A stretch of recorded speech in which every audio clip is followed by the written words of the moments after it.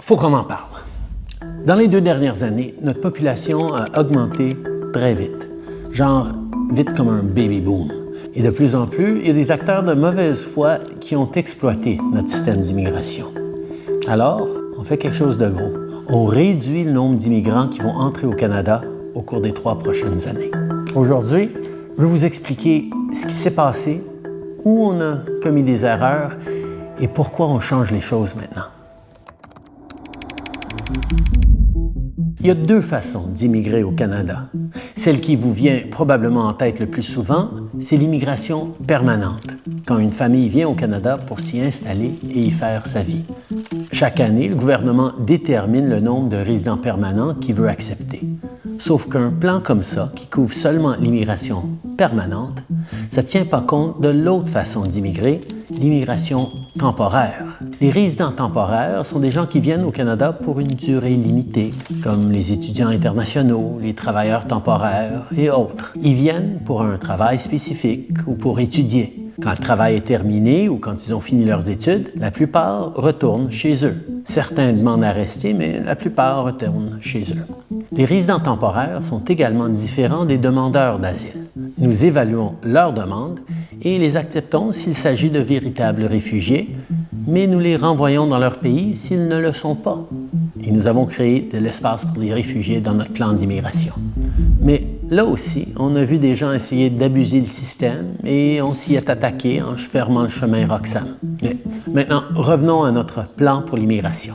À travers l'histoire, on laissait les besoins de l'économie déterminer le nombre de résidents temporaires qu'on acceptait à chaque année. Ça représente une petite partie de notre population, alors habituellement, on n'en tient pas compte dans notre plan d'immigration annuel à long terme. Mais après la pandémie, notre économie a rebondi très rapidement, alors on a eu besoin de beaucoup de travailleurs très vite. Consacré aux vraies raisons de la pénurie de main-d'œuvre. La proportion de travailleurs étrangers temporaires dans notre main-d'œuvre est devenue tellement importante que ce serait une erreur de ne pas en tenir compte dans notre planification. Alors, cette année, c'est ce que nous avons fait pour la première fois. On a un plan qui prévoit des cibles pour les résidents permanents et pour les résidents temporaires. Comme ça, on a le portrait complet des gens qui viennent au pays. Et on peut s'assurer d'avoir les logements et les infrastructures nécessaires pour les accueillir. Quand on fixe nos cibles, on regarde chaque province et territoire, on demande au premier ministre « C'est quoi vos besoins en matière de main-d'œuvre? Est-ce que votre population augmente ou vieillit? » On reçoit des appels d'entreprises, de PDG, d'experts de l'économie qui nous donnent leur point de vue sur où on devrait mettre nos cibles. We've had a chronic shortage of labor for the last decade. It is the #1 issue of all manufacturers across Canada. So we think there needs to be more, push the pedal to the floor to bring more people into Canada because. On a fait une entente avec Ottawa sur le programme des travailleurs étrangers temporaires parce qu'on a facilité l'accès aux travailleurs étrangers temporaires dans le secteur manufacturier. Chaque secteur veut des choses différentes. Mais après la pandémie, ils avaient tous le même message. Après 2 ans avec les frontières fermées, il nous faut plus de travailleurs vite. Alors, on a fait venir plus de travailleurs. Et ça a été le bon choix. Notre économie a connu une croissance. Les restaurants et les magasins ont rouvert leurs portes. Les entreprises ont passé au travers et surtout, malgré les prédictions de beaucoup d'économistes, on a évité le pire des scénarios, une récession.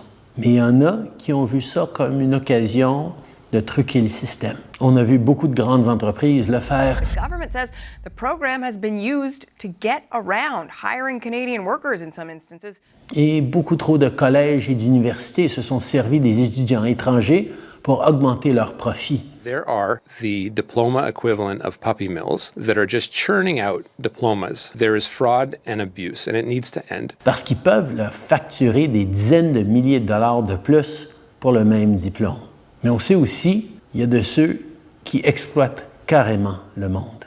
Ils recrutent des travailleurs ou des étudiants temporaires, ils leur promettent des emplois, des diplômes et des voies faciles vers la citoyenneté, des promesses qui se réalisent jamais.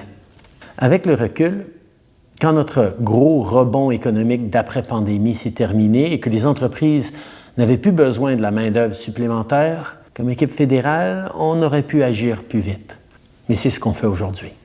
Now, it is time to make the adjustments to stabilize the immigration system that we need and get it working right for Canadians for right now. L'immigration relève surtout du fédéral. Bon, sauf au Québec, mais ça, je vais en parler plus tard.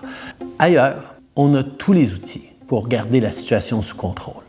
Et on le fait. This is a big change, a major cut to immigration.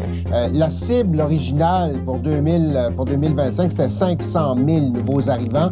On ramène ça à 395 000. C'est une grosse diminution. Voici le nouveau plan du Canada sur les seuils d'immigration. On va réduire le nombre de nouveaux immigrants qui entrent au Canada, les temporaires et les permanents. On veut des résidents permanents qui ont les compétences dont on a besoin. Des travailleurs de la santé pour nos hôpitaux et des travailleurs de la construction qui vont nous aider à bâtir plus de logements.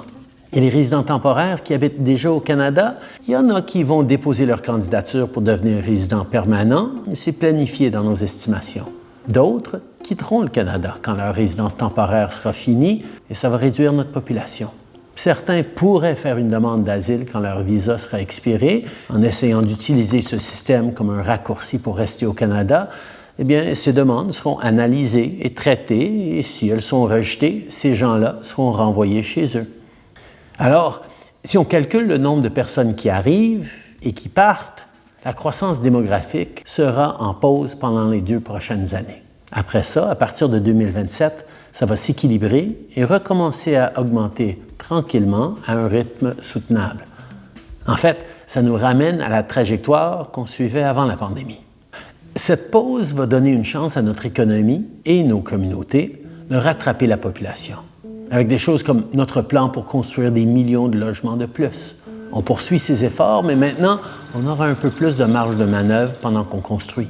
Plus de grandes entreprises vont investir dans nos travailleurs et nos jeunes au lieu de se tourner vers une main-d'œuvre étrangère qui leur coûte pas cher.